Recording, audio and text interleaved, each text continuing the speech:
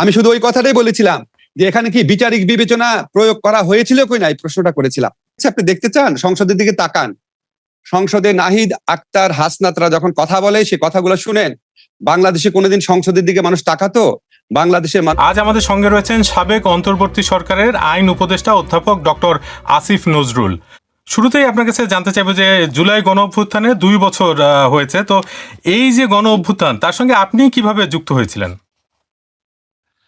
আমি প্রথমে গণ অভ্যুত্থানে যারা প্রাণ হারিয়েছেন, যাদের অঙ্গহানি হয়েছে, তাদের সবার প্রতি, তাদের পরিবারের প্রতি গভীর সমবেদনা জানাচ্ছি। আর জুলাই গণ অভ্যুত্থানে যদি আমি জড়িত না হই, এটাই তো সবচেয়ে অস্বাভাবিক ঘটনা। কারণ আপনার গত 15 বছর শেখ হাসিনার শাসনামলে প্রায় প্রতিটা আন্দোলনে আমি ইনভলভ ছিলাম। এমনকি আন্দোলন অর্গানাইজ করার ক্ষেত্রে কখনো কখনো ভূমিকা রেখেছি। কাজেই এখানে আমার অংশগ্রহণ না থাকাটা খুবই বিস্ময়কর। কারণ জুলাই গণ অভ্যুত্থান এত বড় একটা জনগণের, এত বড় ব্যাপক অংশের একটা ক্ষোভের বহিঃপ্রকাশ। সেই অংশের মানে সাইজটা যখন ছোট ছিল তখনই তো তাদের সাথে ছিলাম। আপনাকে একটা ঘটনা আমি বলি, আমার অংশগ্রহণ তো মোটেও বিস্ময়কর না। আপনাকে একটা গল্প বলি, তাহলে আপনি বুঝতে পারবেন মানুষের অংশগ্রহণ কোন লেভেলে ছিল।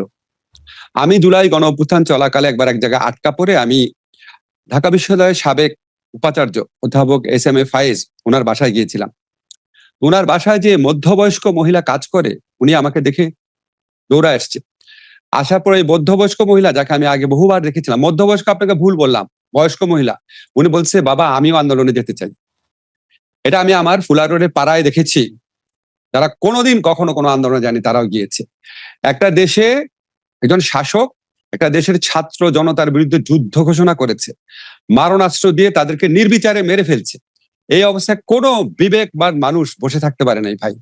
কিন্তু আপনার মানে আপনি তো লেখালেখি করেন এবং মানে অনেক মানুষ সেগুলো অনুসরণ করে, তো সেখানে একটা জায়গায় আপনি এটাও লিখেছিলেন যে যখন আন্দোলন শুরু হয় তখন আপনারই অনেক সহকর্মী আপনাকে আসলে সহায়তা করেনি, যখন আপনি এই বিষয়ে জনসচেতনতা তৈরি করা, এই বিষয়ে সবাই মিলে বিবৃতি দেওয়ার উদ্যোগগুলো যখন নিয়েছেন। জি, ওটা তো প্রথম দিকে, ওটা তো শেখ হাসিনা গণহত্যা শুরু করার আগে আগে যখন ছিল, শেখ হাসিনা আপনার শাপলা চত্বর করেছে, বিডিআর করেছে, এটা প্রত্যেকটা ঘটনাতেই বেশ কিছু মানুষ ক্ষুব্ধ ছিল। কিন্তু এরপরে জুলাই গণহত্যা যেটা, এটা সবকিছু ছেড়ে গিয়েছে। আপনি বাংলাদেশে প্রতিটা ঘরে ঘরে ঢুকে রাত্রেবেলা ছাত্রদেরকে সার্চ করে বের করে নিয়ে আসছেন, নির্বিচারে গুলি করছেন। এইটার তীব্রতা, এই পাশবিকতার, এটার যে তীব্রতা এবং নির্মমতা, সমস্ত কিছুকে ছাপিয়ে গিয়েছিল। তো আগের আপনার যে অন্যায়গুলা, সেগুলিতেও যারা সাড়া দেয়নি, তারা পর্যন্ত এই এত বড় অন্যায় দেখে যে আমার সন্তানের বুকে গুলি লাগছে। আপনার মনে নাই যে আমাদের গায়ক ছিলেন যে পার্থ সাহেব, উনি যখন রাস্তা দিয়ে হাঁটছে উনি কি বলছে, আমি আর স্থির থাকতে পারতেছি না, আমাকে সম্ভব না থাকা। একটা মেয়ে সে বলছে যে আমি এইচএসসি ফেল করেছি, আমার কোটা কি, আমার কোনো চাকরি পাওয়ার কোনো চান্স নাই, কিন্তু আমার ভাই বোনদেরকে মেরে ফেলতেছে, আমি আর থাকতে পারবো না। আপনি শহীদ আনাসের চিঠি দেখেন, মানে আপনি চোখের সামনে দেখতেছেন আপনার সন্তানকে, আপনার ভাইকে, আপনার বন্ধুকে গুলি করে নির্বিচারে মেরে ফেলতেছে শেখ হাসিনার খুনে বাহিনী। এইরকম একটা অবস্থা বাংলাদেশের ইতিহাসে কখনো হয় নাই। উপমহাদেশের ইতিহাসে হয়েছে কিনা আপনি খোঁজ করে দেখেন, যে নিজের দেশের শাসক নিজের দেশের তরুণ ছাত্রদেরকে নির্বিচারে মেরে ফেলছে ক্ষমতা থাকার জন্য।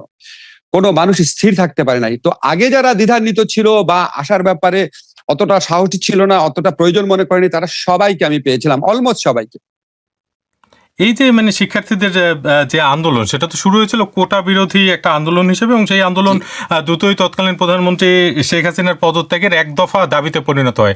তো ওই সময়ের প্রেক্ষাপট কি আপনি আমাদেরকে একটু বলতে পারেন যে এই কোটা বিরোধী আন্দোলনটা যে এক দফাতে পরিণত হলো, সেটার প্রেক্ষাপট এবং সেক্ষেত্রে আপনারা কিভাবে ভূমিকা রেখেছিলেন? প্রথম কথা হচ্ছে, যখন আপনার কোটাকে আদালতের মাধ্যমে কোটা ব্যবস্থা পুনর্বহাল করার চেষ্টা করা হলো, কোটা ব্যবস্থা ছিল একটা চরম বৈষম্যমূলক জিনিস। আমাদের সংবিধান অনুযায়ী মুক্তিযোদ্ধা কোটা থাকার কোন রকম স্কোপ নাই, এটা আমি অনেক লেখায় ব্যাখ্যা করে বলেছি। তারপরে মুক্তিযোদ্ধার নামে আসতেছিল ভুয়া মুক্তিযোদ্ধারা, হাজার হাজার ভুয়া মুক্তিযোদ্ধা, তাদের ছেলে, তাদের নাতি। এটা কোন মানুষ সহ্য করবে? এটা আপনি মধ্যবিত্ত নিম্নবিত্ত পরিবারের যে right two livelihood, right two dignity, right to life, সেগুলির উপর অ্যাটাক একটা। সবাই এটা যখন এই প্রতারণা করলো, আদালতের মাধ্যমে করার চেষ্টা করেছে, বিক্ষুব্ধ হয়েছিল। বিক্ষুব্ধ হওয়ার পর যখন নির্বিচারে গুলি বর্ষণ শুরু করলো, এই যে আবু সাইদ হত্যা, ওয়াসিম হত্যার পর থেকে 16 তারিখ থেকে যে শুরু করলো, এবং এর আগে ঢাকা বিশ্ববিদ্যালয়ে যেভাবে মেয়েদেরকে পিটালো, একদিকে এই নির্মমতা, আরেকদিকে প্রধানমন্ত্রী বসে বসে পুরা বাংলাদেশের মানুষকে শুধুমাত্র উনি, উনার অনুসারী, উনার দল ছাড়া সবাইকে যেভাবে নির্বিচারে রাজাকার, দেশ বিরোধী ভাবে তুচ্ছ তাচ্ছিল্য করছিল, যেভাবে অপমান করছিল, মানুষ আর নিতে পারে নাই। এটা একটা 15 বছরের পুঞ্জীভূত ক্ষোভের একটা দাবানল ফুটে উঠেছে। মানুষ তো বহু কারণে ফুসছিল। দেখেন ভাই, বাংলাদেশের শাসকরা এর আগে অত্যাচার করেছে, অন্যায় করেছে, কিন্তু শেখ হাসিনার আমলে যে গুম হয়েছে, বিচার বহির্ভূত হত্যাকাণ্ড হয়েছে, যেভাবে বাংলাদেশ ব্যাংক লুট হয়েছে, যেভাবে আপনার প্রাইভেট ব্যাংকগুলো লুট হয়েছে, সাধারণ মানুষের টাকা শেখ হাসিনার সাথে ব্যবসায়ীদের হাতে তুলে দেওয়া হয়েছে, যেভাবে ভারতের আপনার কি বলবো ভারতের প্রতি নতজানু মনোভাব দেখানো হয়েছে, যেভাবে আপনার 15টা বছর বাংলাদেশের মানুষকে ভোটাধিকার থেকে বঞ্চিত রাখা হয়েছে, এবং যেভাবে উনি কথা বলতেন মনে হয় যেন এটা ওনার এবং ওনার বাবার পৈতৃক সম্পত্তি, আমাদেরকে দয়া করে থাকতে দিয়েছেন। এই অডাসিটি মানে এটা সহ্য হতো না মানুষের। তো মানুষ যখন দেখেছে যে আমার কিছু তরুণ মারা গেছে মৃত্যু ভয়কে উপেক্ষা করে, তখন কেউ আর নিজের লাইফের কথা চিন্তা করে নাই, সবাই চলে আসছে রাস্তায়। এই বিষয়টাতেই মানে বাংলাদেশের রাজনীতিতে আপনি একটু আগে ভারতের কথাও বলছিলেন যে বিদেশি শক্তির হস্তক্ষেপের একটা অভিযোগ মাঝে মাঝে শোনা যায়, এবং সেক্ষেত্রে বিভিন্ন সময় বিভিন্ন নাম আসে, কখনো ভারত, কখনো পাকিস্তান, কখনো জাতিসংঘ, কখনো মার্কিন যুক্তরাষ্ট্র। তো এই যে আপনার জুলাই গণঅভ্যুত্থান, এই গণঅভ্যুত্থানের সময়ে বিদেশি শক্তিগুলোর প্রভাব আপনি কেমন দেখেছেন? আমি ভাই কোনো প্রভাব দেখি নাই। কোথায় কোন কোনায় কার সাথে কি আলাপ হয়েছে সেগুলো আমরা জানি না। রাস্তায় ছিলাম, বিবৃতি দিয়েছি, লেখালেখি করেছি, আশেপাশে যারা মানুষ আছে তাদের কারোর সাথে কারো বিদেশি কানেকশন আছে বলে আমরা জানি না। তবে আপনি একটা জিনিস মনে রাখবেন, বাংলাদেশের মতো দেশে বিভিন্ন দেশের শক্তিশালী দেশের দূতাবাসরা সক্রিয় থাকে। আমি যেটা জানি, শেখ হাসিনাকে রাখার জন্য সক্রিয় ছিল ভারত সরকার, শেখ হাসিনাকে রাখার জন্য সরকার সক্রিয় ছিল, একটা পর্যায়ে আর সক্রিয় থাকে নাই। আর আপনার যদি বলেন যে আমেরিকা যেসব স্যাংশন দিয়েছিল ওই র্যাবের খুনি কর্মকর্তাদের বিরুদ্ধে, সেটার কারণে হয়তো আন্দোলনের একটা এনেবলিং অবস্থা তৈরি হয়েছে। আপনি হিউম্যান রাইটস লঙ্ঘনের বিরুদ্ধে ব্যবস্থা নিয়েছেন, তখন যারা হিউম্যান রাইটস লঙ্ঘনের শিকার হয়েছে তারা ভেবেছে আমরা তাহলে নিঃসঙ্গ না। আমাদের যে আন্তর্জাতিক মহল আছে তারা দেখছে আমাদের দুর্ভোগের কথা, তারা দেখছে আমাদের দুর্ভাগ্যের কথা, এটা মনে করে কেউ হয়তো একটু এনকারেজমেন্ট পেতে পারেন। কিন্তু বিদেশিরা এসে আন্দোলন করে দিয়েছে, বিদেশিরা এসে আন্দোলন করে দিলে তো আপনার মানে কি বলবো। আর তো শেখ হাসিনা তো বহুদিন যাবত বলে আসছে যে আমেরিকা তাকে ক্ষমতায় রাখতে চায় না, তো আগে হলো না কেন? এটা হচ্ছে বাংলাদেশের গণমানুষের আকাঙ্ক্ষা, গণমানুষের আত্মত্যাগ, গণমানুষের আন্দোলনকে নিষ্ঠুর অপমান করা যারা এই সমস্ত কথা বলে। একটি বক্তব্য তো তখন বেশ আলোচনায় এসেছিল আপনার এই 5ই আগস্টের পর, সেটা হচ্ছে যে এই মন্তব্যটি করেছিলেন জাতিসংঘের মানবাধিকার বিষয়ক হাই কমিশনার ফলকার তুর্ক। তিনি বলেছেন যে বাংলাদেশে জুলাই আগস্টে ছাত্র জনতা আন্দোলনে দমন পীড়নে অংশ না নিতে সেনাবাহিনীকে সতর্ক করার পর দেশটিতে পরিবর্তন হয়। তো এই যে বক্তব্য, এটা আপনি কিভাবে দেখেন?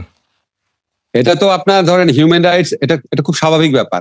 জাতিসংঘের যে শান্তিরক্ষী বাহিনী আছে সেখানে আমাদের অংশগ্রহণ আছে। আপনি শান্তিরক্ষী বাহিনীর ম্যানুয়াল পড়ে দেখেন, এই সংক্রান্ত আন্তর্জাতিক যত নিয়ম নীতি আছে ওখানে একটা স্ট্যান্ডার্ড মেনটেন করতে হয়। আপনি বাংলাদেশের সেনাবাহিনী হয়ে, বাংলাদেশের পুলিশ হয়ে যদি বাংলাদেশের জনগণকে নির্বিচারে হত্যা করেন, আপনি শান্তিরক্ষী বাহিনীতে থাকতে পারবেন না। এটা স্বাভাবিক ব্যাপার। তো পৃথিবীর যে কোনো দেশের সেনাবাহিনী যদি এরকম করে এবং সেই সেনাবাহিনী যদি শান্তিরক্ষী বাহিনীতে অংশ নেয়, জাতিসংঘ বাহিনী তাকে ওয়ার্ন করবে। তো অত্যন্ত স্বাভাবিক ব্যাপার, এবং এটার মধ্যে তো হস্তক্ষেপের কোনো ব্যাপার নাই। আপনি যদি সেনাবাহিনী যদি ইচ্ছা হতো হাসিনাকে রাখা, তারা বলতো শান্তিরক্ষী বাহিনী আমরা দরকার নাই, আমরা আমাদের সার্বভৌম, বললো না কেন? কারণ সমস্ত নিষ্ঠুরতার তো সীমা থাকে। আমাদের সেনাবাহিনী একটা পর্যায়ে যেভাবে আমাদেরকে সাপোর্ট করেছে গণঅভ্যুত্থানে, আমি মনে করি এটা একটা খুবই প্রশংসনীয় ঘটনা। খুবই একটা, তাদেরও সহ্য হচ্ছিল না, তারা যে ইউনিফর্ম পরে রাজনীতির থেকে দূরে থাকে তাদের পক্ষেও আর নেওয়া সম্ভব হচ্ছিল না। জুলাই গণঅভ্যুত্থানে নিহতের সংখ্যা নিয়ে বেশ বিভ্রান্তি এখনো দেখা যায়, এবং জাতিসংঘের যে হিসাব তাতে বলা হয়েছিল যে 1400-র মতো প্রাণহানি হয়ে থাকতে পারে। তারপরে কিন্তু মুক্তিযুদ্ধ মন্ত্রণালয় এখন পর্যন্ত যে সংখ্যা বলছে সেটা 836 জন। আবার সম্প্রতি আন্তর্জাতিক অপরাধ ট্রাইব্যুনালের চিফ প্রসিকিউটর বলছেন যে এই সংখ্যা আসলে জাতিসংঘের যে সংখ্যা বলেছে তার চেয়েও বেশি হতে পারে। তো আমাদের প্রশ্ন হচ্ছে যে এই সংখ্যা নির্ধারণে এত দেরি কেন হচ্ছে, এবং আপনারা অন্তর্বর্তী সরকারের তো অন্যতম একটা দায়িত্ব ছিল এই বিষয়গুলোকে সুরাহা করা, সেই ক্ষেত্রে আপনারা করতে পারেননি। আচ্ছা ভাই, ঠিক আছে ফাইন। তাহলে আমাদের যে মুক্তিযুদ্ধ হয়েছে 55 বছর আগে, মুক্তিযুদ্ধে ঠিক কতজন মারা গিয়েছিল আমরা সুরাহা করতে পেরেছি? এটা কি এত সোজা ব্যাপার? এখন আপনি বলতে পারেন এটা অনেক নিকট অতীতের ব্যাপার। আমরা সূরা করিনি কোথায়? আমরা তো 850 মতো সূরা করেছি, এখন নাম উল্লেখ করে, ঠিকানা উল্লেখ করে, পিতার নাম উল্লেখ করেছি। এখন জাতিসংঘ যেটা বলেছে, জাতিসংঘ বিভিন্ন সোর্স থেকে পাওয়া তথ্যে তাদের মনে হয় এটা 1400 পর্যন্ত হতে পারে। তারা তো 1400 লোকের নাম লিস্ট দিয়ে বলে না এই যে 1400 লোক, তারা বলেছে বিভিন্ন সোর্সের থেকে পাওয়া তথ্য অনুযায়ী তারা একটা নিরপেক্ষ তদন্ত করেছে, বলেছে 1400-র মতো হতে পারে। আর আমরা সেখানে স্পেসিফাই করে 870 না 72 জনকে আইডেন্টিফাই করেছি। অনেককে আমরা করতে পারি নাই, আমরা অনেক অনেক অনেক কাজে ব্যস্ত ছিলাম, তারপর আমরা এখানে সর্বোচ্চ গুরুত্ব দিয়েছিলাম। কিন্তু কিছু ক্ষেত্রে আছে অনেক লাশ, আপনি জানেন অনেক গুম কমিশনের প্রতিবেদন সহ বিভিন্ন জায়গায় বেরোচ্ছে, অনেক লাশের পেট কেটে নদীতে ভাসিয়ে দেওয়া হয়েছিল। অনেক আনমার্কড গ্রেভ আছে যেখানে আমরা জানি না কোথায় কবর দিয়েছে। গুমের শিকার অনেক ব্যক্তি আছে যাদের এখনো কোনো খোঁজ নাই, সে যে মরে গেছে এটাও জানা যায় না। কাজে আমরা আপাত দৃষ্টিতে প্রায় 900 জনকে পেয়েছিলাম, এই কাজ অব্যাহত ছিল। আমরা ডিএনএ টেস্ট করেও কিছু কিছু ক্ষেত্রে আমাদেরকে সচেতন হতে হয়েছে, নিশ্চিত হতে হয়েছে। এখন আন্তর্জাতিক অপরাধ আদালতের চিফ প্রসিকিউটর বলেছে, আমি তার সাথে কোনো কন্ট্রাডিকশন দেখছি না। আমরা যেই তথ্য উদ্ঘাটনের কাজটা কন্টিনিউ করেছিলাম, সেটাতে যদি ওনারা পুনরায় শুরু করেন, রিজিউম করেন, তাহলে এই নাম্বারটা আরো বাড়বে, বেড়ে গিয়ে এটা 1400 হতে পারে, আরো বেশি হতে পারে। এখন আপনি 1400 নাকি 900, এটা একটা ব্যাপার। যদি 900 হয়, 900 মানুষকে একটা শাসক মারে কিভাবে? 900 মারলে সেটাও তো গণহত্যা, সেটাও তো মানবতা বিরোধী অপরাধ। কাজে সংখ্যা তো ইম্পর্টেন্ট হচ্ছে কেন? অপরাধটা অনেক বেশি ইম্পর্টেন্ট হওয়া উচিত। সংখ্যা 1400-রও বেশি হতে পারে। আপনি অন্তর্বর্তী সরকারের যুব ও ক্রীড়া মন্ত্রণালয়ের দায়িত্ব পালন করেছিলেন কিছুদিন, এবং সে সময় নিরাপত্তাজনিত কারণে বাংলাদেশ ভারতে বিশ্বকাপ বর্জন করেছিল। কিন্তু বিএনপি সরকার আসার পরে দেখা যাচ্ছে সেই যে বর্জন, সেটা নিয়ে তদন্ত কমিটি গঠন করা হয়েছে। তো এই কমিটির সঙ্গে কি আপনার কখনো আলাপ হয়েছে? না, মোটেও আলাপ হয়নি। তদন্ত কমিটি গঠনের ইয়েটা পরে আমার একটু অবাকই লেগেছিল। আমার মনে হয় না ওরা খুব সিরিয়াসলি মিন করেছে। সিরিয়াসলি মিন করলে মোস্ট ওয়েলকাম।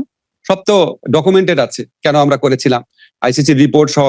তারা আমাদের বলেছিল 3টা কারণে নিরাপত্তা ঝুঁকি বাড়তে পারে, সবাই কিন্তু এই দিকটা এড়িয়ে গেছে পরে। একটা হচ্ছে মুস্তাফিজ যদি দলে অন্তর্ভুক্ত হয়, নিরাপত্তা ঝুঁকি বাড়তে পারে। আর হচ্ছে বাংলাদেশের সাপোর্টাররা যদি এদিক সেদিক ঘুরে বেড়ায়, নিরাপত্তা ঝুঁকি বাড়তে পারে। আর হচ্ছে বাংলাদেশের ইলেকশন সামনে, নিরাপত্তা ঝুঁকি বাড়তে পারে। তো আমি 3টা জিনিসকে কম্প্রোমাইজ করে আমি দল পাঠাবো? আমি মুস্তাফিজকে পাঠাবো না? বাংলাদেশের সমর্থকদের বলো তোমরা একটা জায়গায় চুপচাপ বসে থাকবা, আর ইলেকশন পিছাই দিব বিশ্বকাপের জন্য? এটা আইসিসির প্রথম যে ইন্ডিপেন্ডেন্ট রিপোর্ট ছিল, সেখানে বলা হয়েছে। এটা আশ্চর্য হয়ে যায়, আমি এখন প্রত্যেক ওই রিপোর্টটা এড়িয়ে যায়। পরে যখন আমরা বললাম যাবো না, তখন তারা আরেকটা রিপোর্ট করালো যেটাতে ওই কথাগুলো এড়িয়ে যাওয়া হয়েছে। আমরা এটা বাংলাদেশের নিরাপত্তা, বাংলাদেশের আত্মসম্মানবোধ, আমাদের ইলেকশন সমস্ত কিছু বিবেচনা করে আমরা এই সিদ্ধান্ত নিয়েছিলাম, এবং অবশ্যই খুবই কারেক্ট সিদ্ধান্ত নিয়েছিলাম। কিন্তু অধিনায়ক লিটন দাস তিনি কিন্তু বলছেন যে এই সিদ্ধান্তের পক্ষে তিনি ছিলেন না আসলে, এবং তিনি বলেছেন যে পাকিস্তানের আমি একটা কথা বলি, ভারত অনেক কিছু ওনারা বলতে পারেন।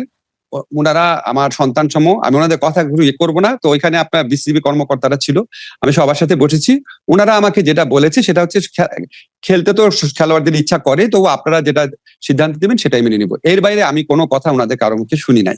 এই বিষয়ে আরেকটা প্রশ্ন ক্রিকেটের সাথে সম্পৃক্ত, সেটা হচ্ছে ক্রিকেটার সাকিব আল হাসান, যিনি আওয়ামী লীগের একজন সংসদ সদস্য ছিলেন, এবং তার বিরুদ্ধে বেশ কয়েকটি মামলা রয়েছে, তার মধ্যে হত্যা মামলাও রয়েছে। যদিও তার আইনজীবীরা এইসব মামলা মানে জবাব দিচ্ছে বা এইসব মামলা সুরাহা করার চেষ্টা করছে। তো তাকে ক্রিকেটে ফেরানোর একটা চেষ্টা চলছে বিএনপি সরকার ক্ষমতায় আসার পর, সেটা নিয়ে আরো অনেক বেশি আলোচনা হচ্ছে, এবং মানে তারা মনে করছে যে আসলে তাকে ক্রিকেটে ফেরানো উচিত। এই বিষয়টি আপনি কিভাবে দেখছেন? আমি এটা নিয়ে সিরিয়াস কোনো কমেন্ট করতে চাই না। বর্তমানে একটা সরকার আছে, জনগণের ভোটে নির্বাচিত সরকার। ওনাদের কাছে যেটা বিবেচনা প্রসূত মনে হয় ওনারা করবেন। আমাদের সময় সাকিবের ফেরার ব্যাপারে দু একবার কথা হয়েছিল, সাকিব নিজেও আমার সাথে কয়েকবার যোগাযোগ করেছিল। আমি ক্রীড়ামন্ত্রীকে বলেছিলাম, তো আমাকে ক্রীড়ামন্ত্রী আসিফ মাহমুদ বলেছিল যে সাকিব নিজের ফিরে আসাটাকে অনেক কঠিন করে ফেলেছে। যে এই আপনার 5ই অগাস্টের পরও সে যেরকম স্ট্যাটাস দিয়েছে বা যেরকম কথা বলেছে, বা যেভাবে তার একটা মানে নিজে যে এই ফ্যাসিস্ট রেজিমের সাথে সমর্থক না, বা এটা হচ্ছে যে ভিন্ন, এটা এক্সপ্রেস করার জন্য যে এরকম একটা অবস্থান দরকার ছিল, সেরকম নেয় নাই। এখন বিএনপি সরকার যদি মনে করে, বা সাকিব যদি মনে করে যে সেরকম কিছু করা দরকার, তার এটা তাদের ব্যাপার।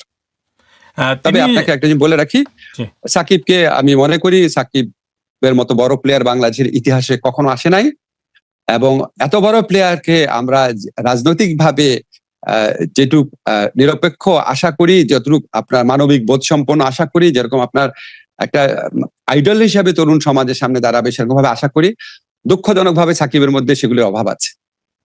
সাকিব আল হাসান একটি অভিযোগও করেছেন সম্প্রতি এক সাক্ষাৎকারে, সেটা হচ্ছে যে তার বিরুদ্ধে যে মামলা সেটা 1 কোটি টাকা দিলে সেই মামলা থেকে তাকে মানে প্রত্যাহার করে নেওয়া হবে, এরকম একটি অফার নাকি তিনি পেয়েছেন, যদিও তিনি তার বিস্তারিত বলেননি, কিন্তু এরকম একটি অভিযোগ তিনি করেছেন। এবং এই অভিযোগের সঙ্গে আসলে প্রথম আলোর একটা প্রতিবেদন অনুযায়ী যে জুলাই গণ অভ্যুত্থানে হতাহতের ঘটনায় সারা দেশে মামলা হয়েছিল 1862টি এবং তাতে আসামি করা হয়েছিল 3,27,841 জন। এবং আপনাদের মানে অন্তর্বর্তী সরকারের বিরুদ্ধে একটি অভিযোগ যে এত মানুষকে যে ঢালাওভাবে মানে আসামি করা হয়েছিল এবং অনেকে ভোগান্তি শিকার হয়েছেন, সেটা আসলে আপনারা ঠেকাতে পারেননি। তো এটাকে কি আপনাদের ব্যর্থতা মনে করেন?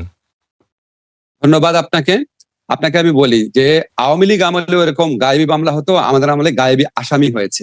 আপনি যে মামলাগুলোর কথা বললেন, যে আসামির কথা বললেন, এই আসামিগুলা একটা মামলাতে হয়তো 10টা মামলাতে একই আসামির নাম আছে, আসামির নাম্বার এতজন হওয়ার কথা না, মামলার নাম্বার ঠিক আছে। এখন এই মামলাগুলার একটাও সরকার দেয় নাই। আওয়ামী লীগ আমলের সাথে পার্থক্য হচ্ছে আওয়ামী লীগ সরকার মামলা দিত, পুলিশ মামলা দিত, ছাত্রলীগ মামলা দিত, যুবলীগ মামলা দিত। আমাদের সরকারে কোনো সংগঠন ছিল না, আমাদের সরকারের পক্ষ থেকে একটা মামলাও করা হয় নাই। আপনি যে সময় হত্যা মামলার কথা বলছেন, এখন সরকারের ইন্ধনে বা সরকারের পরামর্শে বা সরকার দলের পক্ষ থেকে কেউ আমরা করি নাই। কারা মামলা করেছে? যারা 15 বছরে ভুক্তভোগী ছিল। এবং এই মামলাগুলোর বিষয়বস্তু একটাও গাইবি না, প্রত্যেকটাই হত্যা ঠিকই হয়েছে। সমস্যাটা কোন জায়গায়? যারা আসামি না তাদেরও আসামি করা হয়েছে, বহু লোককে আসামি করা হয়েছে। এখানে অনেক লোক আছে যাদের এখানে আসলে যুক্ত থাকার কথা না, তার সাথে আমি এগ্রি করছি, বাট এখানে সরকার কি করবে? এখানে পুলিশের কাছে যখন প্রথম দিকে মামলা নিয়ে গেছে, একটা লোক তার সন্তান মারা গেছে, সে কোনো লয়ারের পরামর্শ শুনে হোক, সে প্রতিশোধ স্পৃহাতে হোক, সে যে কোনো কারণে হোক, সে 176 জনের বিরুদ্ধে মামলা দিচ্ছে। তো পুলিশ যখন মামলাটা এফআইআরটা করবে, আমাদের দেশের আইনে কি এফআইআর করার আগে প্রাথমিক তদন্ত করে পুলিশের ইচ্ছা মতো এর নাম বাদ দিবে, ওর নাম রাখবে, এটা কোনো বিধান আছে? কোনো বিধান নাই। তাহলে আমাদের কি করার ছিল? যারা আমাদের এই সমালোচনা করে তাদেরকে বলতে হবে যে একটা মামলাতে 10 জন আসামি না করে যখন 100 জন আসামি করলো, তখন সরকারের এক্স্যাক্টলি কি করার ছিল বলতে হবে তাদেরকে। বলেন যেটা করি নাই আমরা, সরকারের ব্যর্থতা ছিল, আমরা কি করব? ইভেন আমরা যখন পুলিশকে মাঝে মাঝে বললাম যে আপনারা একটু বোঝানোর চেষ্টা করেন যে আপনারা যে এতগুলো মামলা দিচ্ছেন, মামলা তো দুর্বল হয়ে যাবে। স্বরাষ্ট্র মন্ত্রণালয়ের পক্ষ থেকে যখন বলা হলো, তখন পুলিশ বললো স্যার আমরা এটা বলতে আমাদেরকে মারতে আসে। বলে শেখ হাসিনার আমলে যখন 100-150 জনকে আসামি করছিস, তখন করছিস কিভাবে, এখন করবি না কেন? এখন এই যে এই ক্ষোভ নিয়ে একটা মানুষ আসছে, তাকে পুলিশ কি উত্তর দিবে? আপনার তখনকার রিয়ালিটি তো বুঝতে হবে, তখন কি একটা দেশে স্বাভাবিক অবস্থা বিরাজ করছিল? এখন যখন এই ধরনের জিনিস হয়েছে, পরে অনেক চিন্তা ভাবনা করে টরে আমি নিজে আমার আইন মন্ত্রণালয়ের অফিসারদেরকে নিয়ে, অ্যাটর্নি জেনারেল বর্তমান আইনমন্ত্রীকে নিয়ে একটা প্রভিশন বের করলাম যে আচ্ছা, পুলিশ চূড়ান্ত প্রতিবেদন দিলে বা পুলিশ আপনার এফআইআর জারি করলে একটা দীর্ঘ সময় লাগে, ওই দীর্ঘ সময় পর্যন্ত আপনি আসামি হয়ে থাকেন। তা আমরা এই প্রতিকার দেওয়ার জন্য একটা ব্যবস্থা করলাম যে পুলিশ চূড়ান্ত প্রতিবেদন দেওয়ার আগে বা এফআইআর পুলিশ আপনার আদালতে প্রতিবেদন দেওয়ার আগে একটা প্রাথমিক প্রতিবেদন দিতে পারে যে না, প্রাথমিক তদন্ত করে দেখলাম এই লোকগুলা মামলাতে জড়িত না। ওই প্রাথমিক তদন্তের ভিত্তিতেই পুলিশ তাদেরকে ছেড়ে দেওয়ার ব্যবস্থা করতে পারে। পুলিশ আদালতে লিখবে, আদালত ছেড়ে দিবে। এই যে বিধানটা, এটা বাংলাদেশে কোনোদিন ছিল না। 173 এ সম্ভবত ধারাটা, এই ধারাটা ইন্ট্রোডিউস করেছি যাতে আপনার এই ভুয়া আসামি বা গায়েবী আসামি থেকে এই প্রবণতাটা বন্ধ হয়, যাতে মানুষ মুক্তি পায়। আর সাকিবের ঘটনা যে বলেছেন, সাকিবের তো উচিত ছিল যে কে তার কাছে টাকা চাচ্ছে সেটা অভিযোগ করা। সে সময় তো আপনার বিরুদ্ধে মানে মামলার আসামিদের জামিনের ক্ষেত্রে হস্তক্ষেপ করার একটি অভিযোগ উঠেছিল, তো এই বিষয়ে আপনার ব্যাখ্যা কি? জি, আপনাকে অনেক ধন্যবাদ, আপনি আমাকে প্রশ্নটা করেছেন। আমি মামলার জামিনের ব্যাপারে 2 বার কথা বলেছিলাম। একবার হচ্ছে যখন আমি স্বরাষ্ট্র মন্ত্রণালয়ের কোর কমিটির মিটিং এ যেতাম, তো পুলিশ বলছে আমরা এত কষ্ট করে আসামিকে ধরি আর আপনি কোর্টে গেলে ছেড়ে দেয়। এই প্রেক্ষিতে একদিন আমি জুডিশিয়াল সার্ভিস কমিশনের প্রোগ্রামে বলেছি যে যারা মুক্ত হয়ে পুনরায় সেই অপরাধ করতে পারে, যারা সাক্ষীদেরকে ইন্টিমিডেট করতে পারে, যারা বিদেশে পালিয়ে যেতে পারে, তাদের জামিন দেওয়ার ব্যাপারে আপনারা সতর্ক থাকবেন।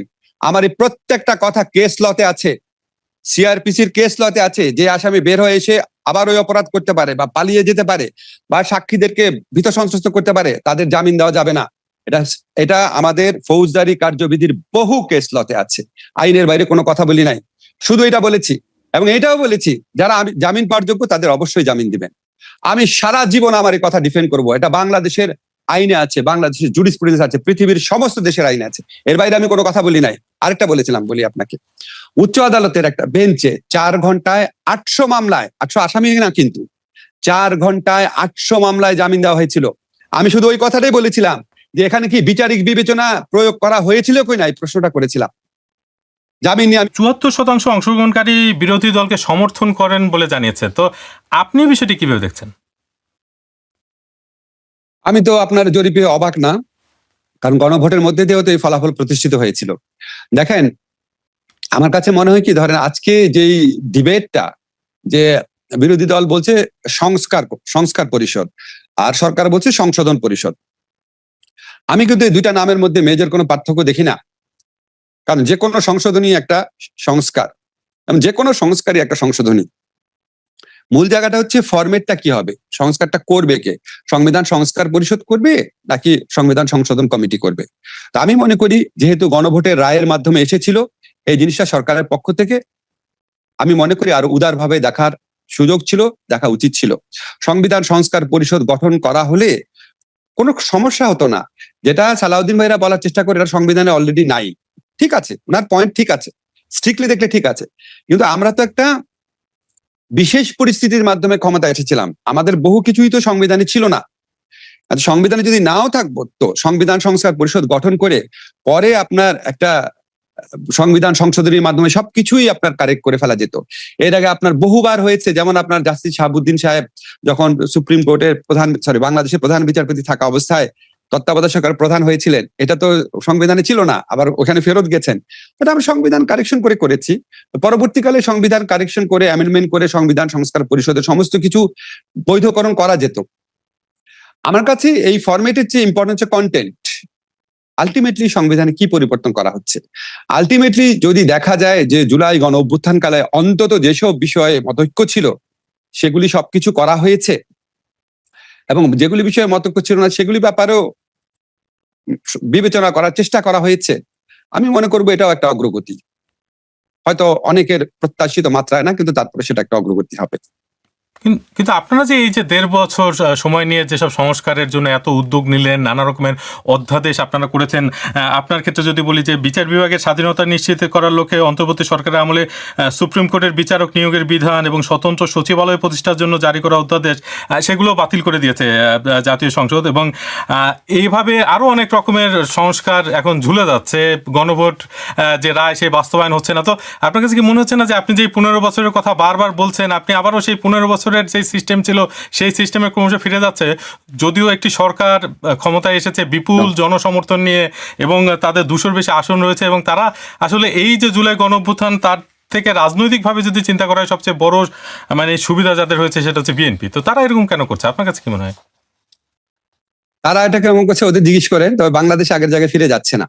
আপনি দেখেন তো বাংলাদেশে কি এখন গুম হয়, ডিজিটাল সিকিউরিটি অ্যাক্টে যে কোনো লোক গ্রেফতার হয়, বাংলাদেশে কি বাক স্বাধীনতা রুদ্ধ রয়েছে, বাংলাদেশে কি ভোটাধিকার ফেরত এসেছে, বাংলাদেশে কি ব্যাংক লুট হচ্ছে, বাংলাদেশে কি মেগা প্রজেক্টের মাধ্যমে মিলিয়ন মিলিয়ন ডলার ট্রান্সফার হচ্ছে, বাংলাদেশে কি আমরা কোনো রাষ্ট্রের স্বামী স্ত্রী সম্পর্ক এই ধরনের কথা বলছি, আমার দেশের নদীর মধ্যে দিয়ে অন্য রাষ্ট্রের জন্য রাস্তা বানাই দিচ্ছি?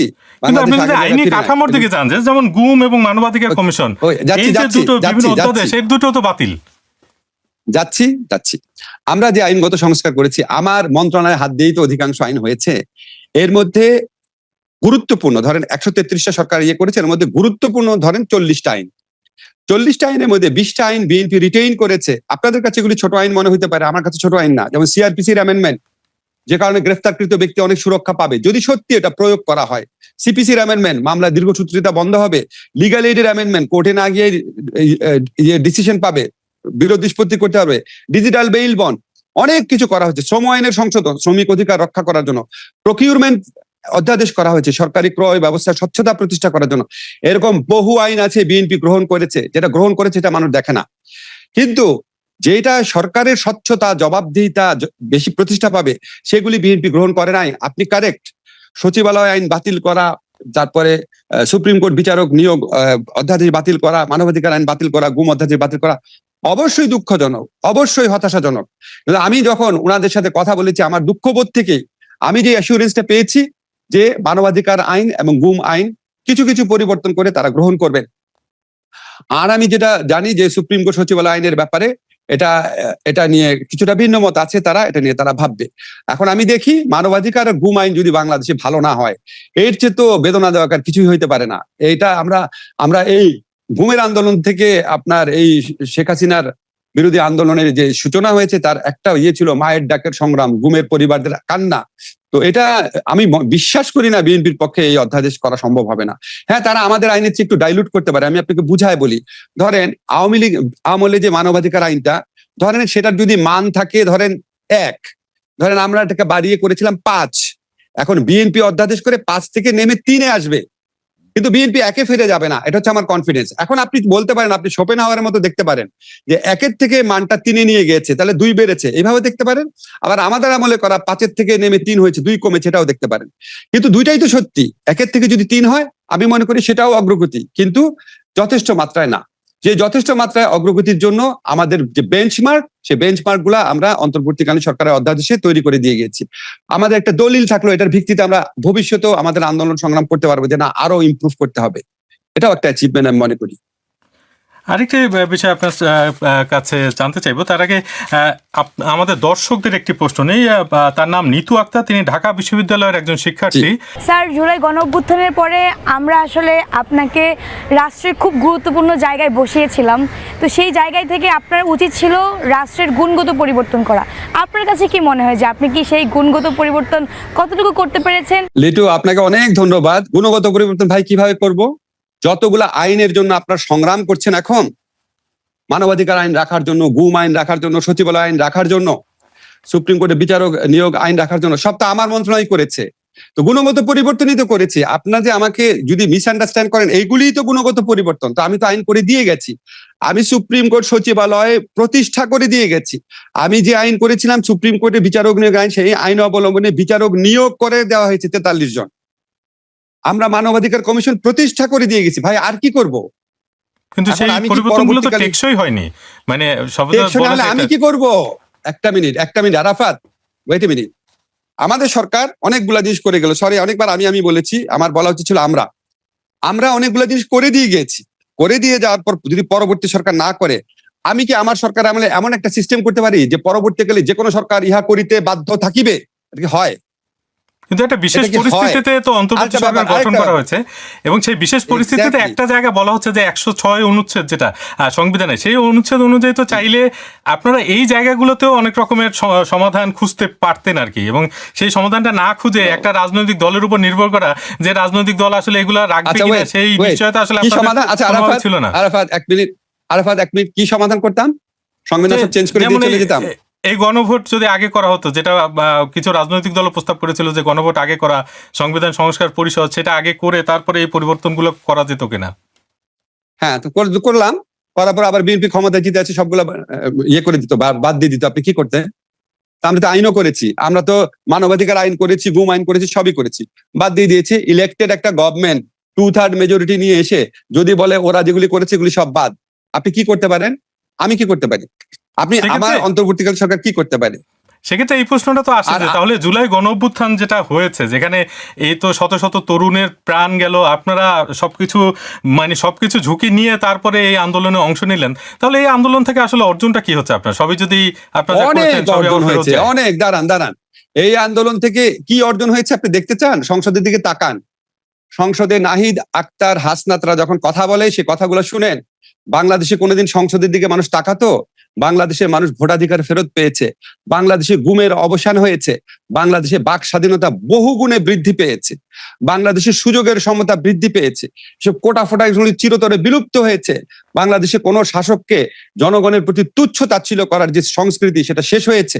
কিন্তু গণভোট যেটা করা হয়েছে, এবং সেই গণভোটে তো 70% মতো মানুষ সংস্কারের পক্ষে মানে রায় দিয়েছে, এবং সেই সংস্কারগুলো কি ছিল সেটা সুনির্দিষ্টভাবে আপনারা করে দিয়ে গেছিলেন। তো এরকম একটা গণভোট না মানলে একটা রাজনৈতিক দল, সেক্ষেত্রে আসলে কি হতে পারে? সেটা তো কি হতে পারে, আপনি অনেক কিছু বলতে পারেন। ধরেন প্রথম কথা হচ্ছে আমরা আগে দেখি কতটুকু মানে না। প্রথম কথা হচ্ছে এটা দেখি, তারা তো বলছে তারা তাদের মতো করছে। সেকেন্ড কথা হচ্ছে যেটুকু মানে না সেটার জন্য জনগণের আন্দোলন সংগ্রাম চলবে। আর হচ্ছে যেটুকু মেনেছে সেটুকু আমাদের অগ্রগতি হিসাবে ধরে নিতে হবে। এটা তো সরকার তখন শাসনতান্ত্রিক সংস্কারের প্রসঙ্গে বলছে। আর অধ্যাদেশ দিয়ে যে সংস্কারগুলো হয়েছে, আমি তো আপনাকে বললাম অ্যাটলিস্ট 50% এই সরকার রিটেইন করেছে। সেটা অবশ্যই অর্জন। এখন আপনি যদি মানে আমি বারবার তো এটা বলি আপনাকে, আমরা যখন আপনাদের মতো মানে সরকারে যাইনি, মনে হলো এটা করে না কেন, এটা করে না কেন, এটা করে না কেন, সেই পার্সপেক্টিভ মনে রেখে বলছি আমরা কি করি নাই সেটা বলেন। আপনি যদি কাজের কোয়ান্টিটি বলেন, 16 ঘন্টা 18 ঘন্টা কাজ করেছি। কাজের কোয়ালিটি বলেন, আমি আপনাকে এই প্রকাশ্যে বললাম, আপনার একটা জায়গায় উদাহরণ দেখান একটা সরকার ক্ষমতা আসার 16 মাসের মধ্যে এতগুলো আইনগত অ্যামেন্ডমেন্ট করেছে, এতগুলা প্রাতিষ্ঠানিক অ্যামেন্ডমেন্ট করেছে, এতগুলা ডিজিটালাইজেশনে কাজ করেছে। আপনি কম্পেয়ার করে দেখান কোথাও। আপনি বলেন না যে আমাদের আমলে যে ঈদের সময়ে যাত্রীরা যে যেত, রুটিন কাজের উদাহরণ দেখেন। ঈদের সময় যে যাত্রীরা বাধিতে যেত, বাংলাদেশের নিকট ইতিহাসে কোন সময় এত নির্বিঘ্নে গিয়েছে? আমাদের সময় যে হজ ব্যবস্থাপনা, বাংলাদেশের কোন সময় হজ ব্যবস্থাপনা এত ভালো ছিল? আমাদের সময় যে চিটাগাঙ্গে জলবদ্ধতা দেখছেন, আমাদের সময় তো জলবদ্ধতাও হয়েছে দেখিনি আমরা। আমরা তো রুটিন ফাংশনেও ভালো করেছি। এখন আমরা মিডিয়াতে আমরা আমাদের তো দল নাই, আমাদের সুবিধাভোগী শ্রেণী আমরা তৈরি করে দিয়ে যাই নাই। এখন যারা সমালোচনা করা তারা গণহারে করে দিয়ে যাচ্ছে। মানে কিন্তু এই জায়গাতে একটা প্রশ্ন আসে না যে ধরেন এত ভালো যখন চলছিল দেশ, আপনারা এত ভালো চালাচ্ছিলেন, তো এত তাড়াহুড়া কেন ছিল যে একটা নির্বাচন দিয়ে দিতে হবে? আপনাদের তো আসলে কোনো নির্দিষ্ট মেয়াদ ছিল না যে আপনাদের 1.5 বছরের মধ্যেই শেষ করতে হবে, 6 মাসের মধ্যে শেষ করতে হবে, বা 5 বছরের মধ্যেও যদি আপনারা শেষ না করতেন বা করতেন, সেক্ষেত্রে তো কোনো তাড়াহুড়া ছিল না। তা আপনারা এত তাড়াহুড়া কেন করেছেন? আমরা তাড়াহুড়া করি নাই। আমরা ধরেন একটা বড় রাজনৈতিক দল, বাংলাদেশের ওই সময়ে সবচেয়ে বড় রাজনৈতিক দল বিএনপি, সবচেয়ে বড় একটা রাজনৈতিক দল ইলেকশন চাচ্ছে। অন্য দলগুলাও ইলেকশন চাই না কেউ বলেছে আপনাকে? আপনি বলেন তো একটা দল বলেছে না ইলেকশন চাই না? বলেছে ইলেকশন পরে হোক, 6 মাস পরে হোক। কেউ বলেছে জুলাই হোক, কেউ বলেছে ফেব্রুয়ারিতে হোক। তো জামাত এনসিপি বলেছে জুলাইয়ে হোক, জুলাই বা এপ্রিলে হোক। আর বিএনপি বলেছে ফেব্রুয়ারিতে, বিএনপি বলেছে ডিসেম্বরে হোক। এটার মাঝামাঝি একটা সময় আমরা বেছে নিয়েছি। কেন আমরা সময়টা বেছে নিয়েছিলাম? বেছে নিয়েছি কারণ আমাদের আইনগত সংস্কার যেটুকু করা ছিল মোটামুটি করা হয়ে গেছে। আমাদের বিচারিক আদালতে অন্তত একটা দুইটা বিচার যে আমরা বিচার করে গেলাম, সেই বিচারটা হয়ে গেছে। আমাদের নির্বাচনে প্রিপারেশন হয়ে গেছে। তারপর আমরা চিন্তা করলাম আমরা যদি এপ্রিলে ইলেকশন করি, তারপর পরই হবে তারপর পরে হবে বাজেট প্রণয়ন। একটা সরকার সময় পাবে না। আমি এপ্রিলে ইলেকশন করলাম, সরকার ক্ষমতা আসতে আসতে মে মাস চলে গেল। এরকম আপনার রমজান অনেক কিছু চিন্তা করা হয়েছিল, রোজার মাসের ব্যাপারটা অনেক কিছু চিন্তা করে কনভিনিয়েন্ট সময় বেছে নেওয়া হয়েছিল। আমাদের যা যা কাজ ছিল, কাজের তো কোনো শেষ নাই। আমরা মোটামুটি যেগুলি অ্যাচিভেবল ভেবেছিলাম সেগুলি আমরা মোটামুটি ভেবেছিলাম, আমরা অ্যাচিভ করতে পেরেছি। এবং আমরা সবাই মিলে বসে রাজনৈতিক দলগুলোর প্রধান 3টা রাজনৈতিক শক্তি যা চেয়েছে তার মাঝামাঝি একটা পথ বেছে নেওয়া হয়েছে। বিএনপি চেয়েছে ডিসেম্বর, অন্য দলগুলো চেয়েছে এপ্রিল অথবা জুলাই। আমরা রোজা এবং অন্যান্য বহু বিষয় কনসিডার করে বাজেট কনসিডার করে কনভিনিয়েন্ট সময় বেছে নিয়েছি, সেটা ইলেকশন কমিশনের সাথে পরামর্শ করে। কিন্তু এক্ষেত্রে আপনারা এই সাহসিকতাটা কি দেখাতে পারতেন না যে মানে আমাদের তো যেহেতু দেশ ভালো চলছে, আরো কিছুদিন ভালো চলুক, পরিবর্তন হোক, তারপরে আমরা তখন এই যে আপনি এবং অন্যান্যরা বলতেন যে এরা অনির্বাচিত ক্ষমতার মধুপায়ে বসছে, বুঝছেন? আমাদের বিরুদ্ধে গণ আন্দোলন গড়ে উঠতো, বুঝছেন? আর আমাদেরকে পেয়ে, আমাদের তো সংগঠন ছিল না, আমাদেরকে যে যন্ত্রণা দিয়েছে বিভিন্ন দাবি আদায়ের গোষ্ঠী, 2000 2500 আন্দোলন হয়েছে, রাতের ঘুম হারাম হয়ে যেত আমাদের। কথায় কথা যমুনা চলো, কোথায় এখন ওনারা? আরেকটা বিষয় জানতে চাচ্ছি, সেটা হচ্ছে যে শেখ হাসিনার ফেরা নিয়ে বেশ আলোচনা হচ্ছে যে তিনি ডিসেম্বরের মধ্যে ফিরবেন, এরকম একটি বক্তব্য রয়েছে। তো এই বিষয়টি আপনি কিভাবে দেখছেন?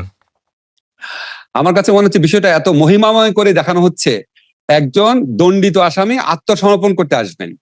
আমি একটা বিষয়টাকে এভাবে দেখছি, উনি মৃত্যুদণ্ডে দণ্ডিত একজন আসামি, অসংখ্য মানুষের রক্ত ওনার হাতে লেগে আছে, মৃত্যুদণ্ড প্রাপ্ত একজন আসামি, উনি আইনের কাছে আত্মসমর্পণ করতে আসবেন। বিষয়টা হচ্ছে এটা, আসবেন, আইন অনুযায়ী ওনাকে ট্রিট করা হবে। এবং উনি এটা সত্যি কি আসার সাহস ওনার আছে নাকি দেশের মধ্যে অস্থিরতা তৈরি করার জন্য, নিজের দলের মানুষকে উজ্জীবিত করার জন্য, বা উনার দলের ভিতরে যেন কোনো সংস্কারপন্থীরা আপনার মাথাচাড়া না দেওয়া ওঠে সেটা বন্ধ করার জন্য করছেন কিনা আমার সন্দেহ আছে। তো আমার ওনার কাছে একটাই প্রশ্ন যে শেখ হাসিনা, আপনি তো এটা শুনবেন কোনো না কোনো ভাবে, আপনি তো জানতেন যে এরকম একটা বিপজ্জনক পরিস্থিতি হচ্ছে, আপনি আপনার সমস্ত পরিবারকে, বিগার ফ্যামিলিকে অগাস্টের প্রথম দিকে দেশের বাইরে পাঠিয়ে দিয়েছেন, আপনি নিশ্চিত ভাবে জানতেন। এবং আপনি যে ভারতে আসবেন এটাও ভারতকে অবহিত করা হয়েছিল, আপনি জানেন এগুলি সত্যি কথা। তা আপনি যে আওয়ামী লীগের অসংখ্য নেতাকর্মীকে, সাধারণ নেতাকর্মীকে এইভাবে বিপদে ফেলে আপনি চলে গেলেন, আপনি কি তাদেরকে ওয়ার্ন করেছিলেন? আপনি কি তাদের ওয়ার্ন করেছিলেন? আপনি কি তাদেরকে নিয়ে চিন্তা করেন? নাকি আপনি শুধু আপনার পরিবার এবং আপনার সবচেয়ে কাছের যে গোষ্ঠী আছে শুধু তাদের কথাই চিন্তা করেন? দেশের চিন্তা করা তো দূরের কথা, আপনার কাছে তো সুযোগ ছিল, এত বড় একটা দল আপনার পক্ষে ছিল, আপনি অনেক ভালো ভালো কিছু করতে পারতেন। তা আপনি যদি আত্মসমর্পণ করতে আসেন। আমাদের সরকারের পক্ষ থেকে, আমি বিএনপি সরকারের পক্ষ থেকে দেখলাম ওনারা বলছে আপনার প্রতি ইনসাফ করা হবে, ন্যায় বিচার হবে। আমরাও আপনার প্রতি ন্যায় বিচার করার চেষ্টা করেছি। আমরা নিশ্চিত সাক্ষ্য প্রমাণের ভিত্তিতে জাতিসংঘের রিপোর্টের মধ্যেও যেটা উল্লেখ আছে, নিশ্চিত সাক্ষ্য প্রমাণের ভিত্তিতে বিচার হয়েছে। বারবার আমাদের একটা ছিল, সঠিক বিচার করতে হবে, সর্বোচ্চ আন্তরিকতা দিয়ে সঠিক বিচার করতে হবে। সঠিক বিচারে আপনার সাজা হয়েছে, আপনি সাজা ভোগ করতে চাইলে বা এই সাজাকে যদি আইনগতভাবে মোকাবেলা করার সুযোগ করতে চান, ইউ আর মোস্ট ওয়েলকাম। কিন্তু তিনি তো এই Very welcome. আদালতের ব্যাপারে তার আপত্তির কথা জানিয়েছেন এবং তার যে আস্থা নেই সেটা তো পরিষ্কারভাবে তিনি জানিয়েছেন। আমি তো মনে করি উনি দেশে ফিরে আসছে, আদালত প্রতি আস্থা না থাকলে ফিরে আসার কথা না। আস্থা না থাকলে কেউ কি নিজে মৃত্যুদণ্ড পেতে আসে নাকি? নিশ্চয়ই ওনার আস্থা আছে দেখে উনি আসার কথা চিন্তা করছেন। আরেকটা বিষয় সেটা হচ্ছে আপনাদের সময়ে হয়েছিল যে আওয়ামী লীগের রাজনৈতিক কার্যক্রম নিষিদ্ধ করা হয়েছিল, যে ঘোষণা আপনি নিজেই দিয়েছিলেন আইন উপদেষ্টা হিসেবে, এবং বিএনপি সরকারও দেখা যাচ্ছে যে সেই নিষেধাজ্ঞা বহাল রেখেছে। কিন্তু কোনো বিশ্লেষক এটা বলার চেষ্টা করেন যে আসলে একটা রাজনৈতিক দলকে এভাবে নিষিদ্ধ রেখে সমস্যার সমাধান হবে না। আপনি বিষয়টা কিভাবে দেখেন? দেখেন, পৃথিবীতে বিভিন্ন সভ্য দেশে, আপনি ইউরোপে আছেন, ইউরোপে বহু দেশে বহু সংগঠন, বহু দল, তাদের কার্যক্রম নিষিদ্ধ হয়, তাদের রেজিস্ট্রেশন নিষিদ্ধ হয়। আমরা তো আওয়ামী লীগকে নিষিদ্ধ করতে চাই নাই। আমরা কি 5ই অগাস্টের পরে, আমরা কি 8ই অগাস্টের পরে করেছিলাম? যখন আপনার আওয়ামী লীগ নেত্রী ভারতের মাটির থেকে বসে বারবার আমাদেরকে, আন্দোলনকারীদেরকে, যারা জুলাই গণ অভ্যুত্থানকারী আছে তাদেরকে থ্রেট করছিল, তাদেরকে মেরে ফেলা হবে, তাদের বাড়িতে আগুন দেওয়া হবে, তাদেরকে প্রতিশোধ নেওয়া হবে, এরকম উস্কানিমূলক বক্তব্য একের পর এক দিচ্ছিল। এবং যখন আওয়ামী লীগের নেতাকর্মীরা বিভিন্ন জায়গায় ঝটিকা মিছিল করছিল, ঝটিকা কর্মসূচি করছিল, তখন এই গোটা পরিস্থিতি দেশের জন্য প্রচন্ড একটা অস্থিতিশীল পরিবেশ তৈরি করতে পারে বলে আমরা মনে করছিলাম।